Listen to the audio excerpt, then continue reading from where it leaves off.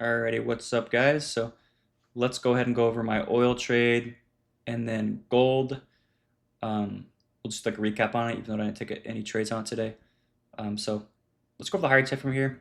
So if you go to the higher time frame, we're on the weekly chart here. We can see a sequence that is familiar. Right, this is SMT break reversals. So when SMT breaks, it can be the trigger for reversals. This is something you will learn in my next YouTube video on asset synchronization.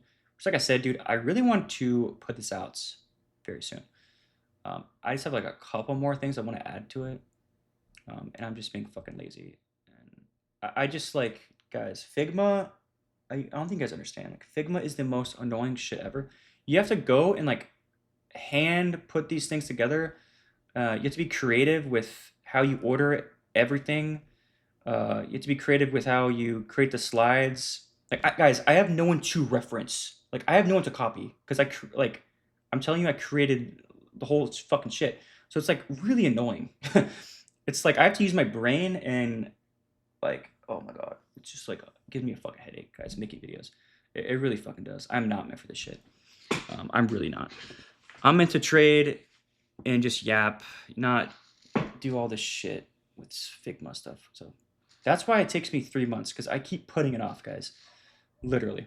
Like I have no one. If I had someone to copy, I could get it done really easily. You know what I'm saying? But I don't. I wish I did. I don't.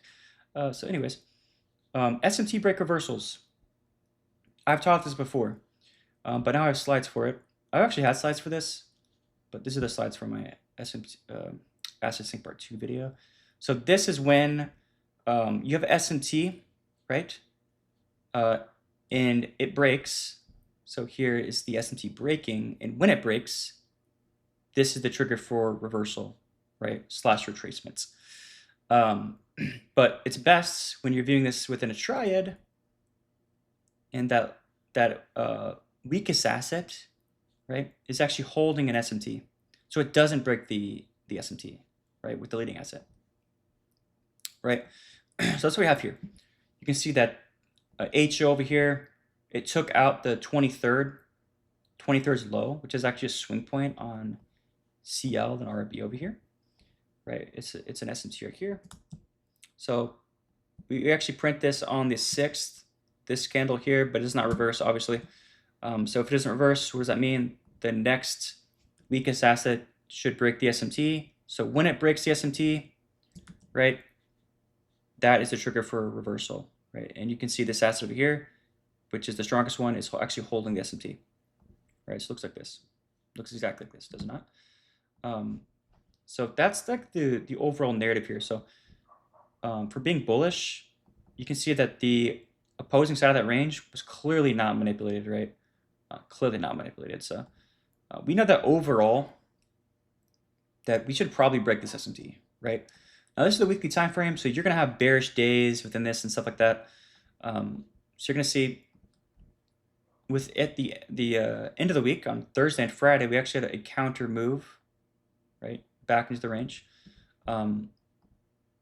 So we, trading this gap here on Friday. So this is what I mean by Mondays can be one-sided, because what do we do here? So although the previous week technically did expand, or it had like a bullish week pretty much. If I look at these other assets, they're pretty bullish, right? Bullish. RB is definitely bullish, right? Definitely bullish. The difference is what Friday does within that candle, right? So remember what I talked about? I literally just said this, dude, like in my last recap, because it's crazy. Like it repeats, right? Like what did Friday do? It actually printed the new phase of price already, right? So that means that Friday could continue, or Monday could continue. So Friday already created the SMT with the gap, as you can see. Right, so there's only two things to do now. It's either we just continue as a candle 3 on Monday, or we like sweep this low out, essentially, like that, pretty much. If you want to continue from this range, because this is the only relevant low, like there's really nothing else within this whole like range, right? That's really the only thing you can do. So we actually gap lower, so it's not even a real sweep when you do this shit. It's not really. It just gaps basically to the low pretty much, but it does create SMT there, which again, I'm not even gonna deem to be like that relevant, honestly. Like I wouldn't trade this SMT, for example. Like I'm not gonna trade it at PM session, right? But when I come into the charts, this is what I see. Just like all the other assets, they all expand away from Asia pretty much, and they expand very far away from the current daily open. So that means that there really is no, it's going to be very, very hard for price to trade back to the current low of day, especially when you have such a large wick. Like the larger wick you have, the less likely it is to trade into this low, right? So yeah, Monday can definitely make sense to expand. We are doing that. We already did it. So yeah, there's really no way we're going to return back to here. It's very unlikely, right? So you actually have an SMT here, right? But we create that essentially because obviously this asset was stronger. We're way close to this high than these other assets, like way closer. But what do all assets do, guys? They all create an expansion candle on the daily time frame. And obviously all assets are making this really deep run back to the open, which is not ideal. But it does create a PSP here. So if you can see, this is a bearish candle. This is a bullish candle. Right, so this alone is not enough because there's no key level. But the low of this 4-hour candle is a 30-minute swing point. So that is a key level. So when you create SMT there, right, you're creating a continuation PSP, right? Right there, right? So I'm not really looking for price to break this SMC today. It's not happening, dude. Like the daily range is already huge. This is why I didn't even really think that New York was high probable on any market. It's because the day already expanded very largely, right? It's like, it's just, that's just not high probable typically, right? When the day already expands, it's really not. So I'm looking for a scalp here, right? So here you get your two-stage continuation PSP. The reason why I picked CL over all the other markets is because of this right here. It's because this strengthens PSP. So here you have a bullish candle. Here it's bearish, right? So there you go. Like I'm looking to trade this little universal model basically. We took out this candle's low. I want to take the candle's high. I'm low-key trading CRT right now. No, I'm playing. But yeah, we just simply take out the low of this little range. I want to target this little range. I just didn't think it was possible to trade all the way up here. So I don't really care to do that and hold that trade.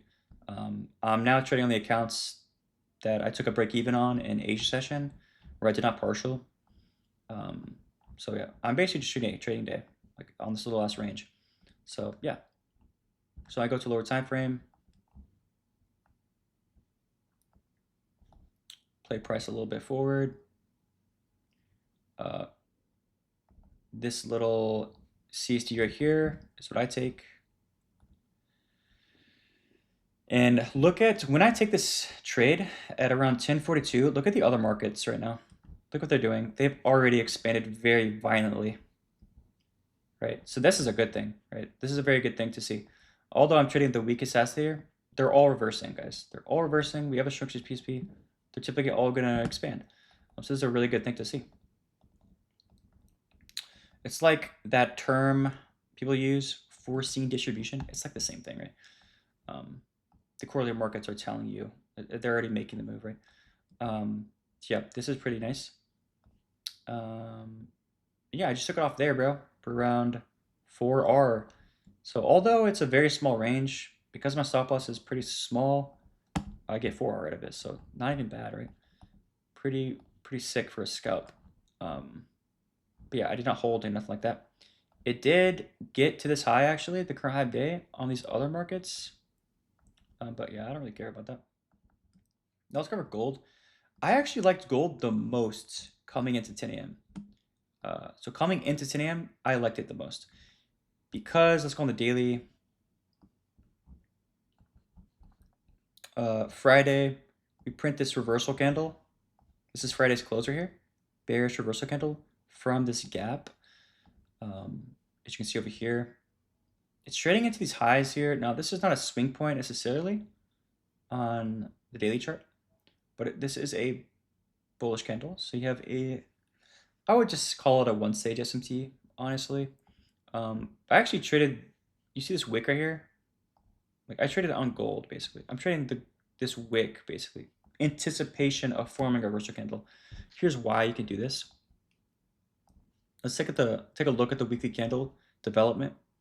So as you see this weekly candle, very large wick on both assets. So what does that mean? When we create SMT with the current high of the week, what can this candle not do? It cannot expand beyond the current high of the week because